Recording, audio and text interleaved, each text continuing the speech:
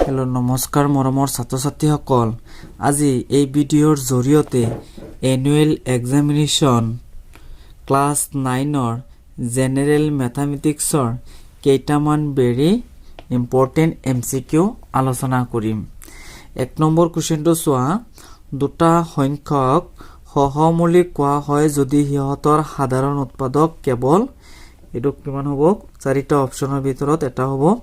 যেতিয়া সাধাৰণ উৎপাদক মাত্ৰ কিমান হ'ব লাগিব, সহমৌলিক হ'বলৈ হ'লে 1 হ'ব লাগিব, তেন্তে অপশ্যন হ'ব চি নম্বৰটো। তাৰ পিছতো চোৱা, 4/5ৰ শতকৰা প্ৰকাশটো হ'ল, চাৰিটা অপশ্যনৰ ভিতৰত এটা হ'ব।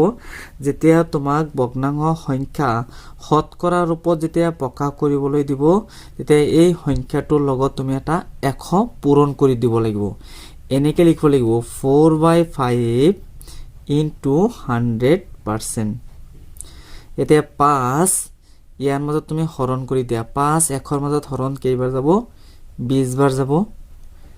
এতিয়া 20 এই 4ৰে তুমি পূৰণ কৰা, 4ৰ লগত 20 এটা পূৰণ কৰিলে কিমান হ'ব, 4 into 20 ইজিকেলটো কিমান হ'ব, 80%।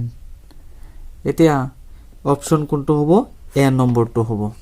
তাৰ পিছৰ কুৱেশ্যনটো চোৱা, কুৱেশ্যন নম্বৰ 3, এখন বৰ্গাকাৰ খেতি পথাৰৰ কালি 10,000 বৰ্গমিটাৰ হ'লে পথাৰখনৰ পৰিসীমা হ'ব। এইটো অপশ্যন হ'ব ডি নম্বৰটো, 400 মিটাৰ। এইটো ৰিভিজন 2ৰ পৰা দিয়া হৈছে, ৰিভিজন 2ৰ 1 নম্বৰ কুৱেশ্যনটো। আৰু 4 নম্বৰটো হ'ল তলৰ দ্বিঘাত বহুপদটো হ'ল। এতিয়া কথা হৈছে দ্বিঘাত বহুপদটো হৈছে চলকৰ সৰ্বোচ্চ ঘাত 2 হ'ব লাগিব আৰু xৰ ডাঙৰ মাত্ৰা 2 থাকিব লাগিব। তেন্তে ইয়াতে xৰ ঘাত কিমান আছে, 2 আছে, তেন্তে এইটো হৈছে দ্বিঘাত বহুপদ, তেন্তে অপশ্যন হ'ব এ নম্বৰটো। তাৰ পিছত 5 নম্বৰ কুৱেশ্যনটো চোৱা, 5 নম্বৰ কুৱেশ্যনটো হৈছে 5, 7 বিন্দুটো কোন চুকত অৱস্থিত। এতিয়া কথা হৈছে ইয়াত পৰা প্ৰথম চুক, দ্বিতীয় চুক, তৃতীয় চুক আৰু চতুৰ্থ চুক। ধৰি লোৱা মই দুডাল কাৰ্তীয় সমতল অক্ষ আঁকিলো। ইয়াতে এইটো হৈছে প্ৰথম চুক, এইটো দ্বিতীয় চুক, এইটো তৃতীয় চুক আৰু এইটো চতুৰ্থ চুক। আৰু প্ৰথম চুকত দুয়োটা ধনাত্মক থাকে, প্লাছ প্লাছ।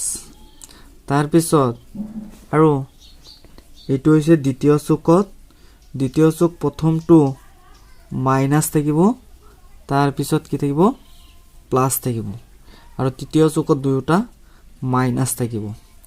আৰু চতুৰ্থ চুকত প্ৰথমটো প্লাছ থাকিব, তাৰপিছতো মাইনাছ থাকিব। এতিয়া কথা হৈছে দুয়োটা সংখ্যাৰ আগত প্লাছ প্লাছ, তেন্তে প্ৰথম চুকত থাকিব, তেন্তে অপশ্যন হ'ব এ নম্বৰটো। এতিয়া 6 নম্বৰ কুৱেশ্যনটো চোৱা, যে তলৰ কোনযোৰ সম্পূৰক কোণ নহয়। এতিয়া কথা হৈছে সম্পূৰক কোণ হৈছে যি দুটা কোণৰ মাপ 180 ডিগ্ৰী, তাক সম্পূৰক কোণ বুলি কোৱা হয়। এতিয়া কথা হৈছে 33 147 প্লাছ কৰিলে কিমান হ'ব, 180 ডিগ্ৰী, তেন্তে এইটো সম্পূৰক কোণ হয়। 73 ডিগ্ৰী আৰু 107 107 ডিগ্ৰী, এই দুটা যোগ কৰিলে কিমান হ'ব, 180 ডিগ্ৰী হ'ব।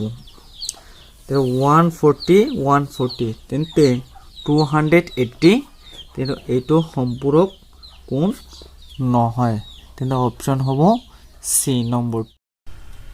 7 নম্বৰ কুৱেশ্যনটো চোৱা, 1000 square whole to the power not. এই চাৰিটা অপশ্যনৰ ভিতৰত কোনটো শুদ্ধ হ'ব। এটা সূচকৰ বিধি সূত্ৰ আছে, এইটো হৈছে এ টু দ্য পাৱাৰ নট ইজিকেলটো কিমান হ'ব, 1। ইয়াৰ মান ইয়াৰ ওপৰত যিকোনো ধৰণৰ নট থাকিলে তাৰ মান কিমান হ'ব, 1। তেন্তে মনে মনে ধৰিলে এইটো হৈছে ইয়াৰ মান, ওপৰত কিমান আছে নট, কিন্তু তাৰ মান কিমান হ'ব, 1 হ'ব, তেন্তে অপশ্যন হ'ব বি নম্বৰটো। তাৰ পিছৰ কুৱেশ্যনটো চোৱা, চতুৰ্ভুজৰ কোণ চাৰিটাৰ সমষ্টি কোনটো হ'ব। আমি জানো যে চতুৰ্ভুজৰ চাৰিটা কোণৰ সমষ্টি কিমান, 360 ডিগ্ৰী, 360 ডিগ্ৰী, তেন্তে অপশ্যন কোনটো হ'ব, বি নম্বৰটো হ'ব। আৰু তাৰ পিছৰ কুৱেশ্যনটো চোৱা, এই 9 নম্বৰটো, এইটো ইয়াৰ আনচাৰ হ'ব চি নম্বৰটো।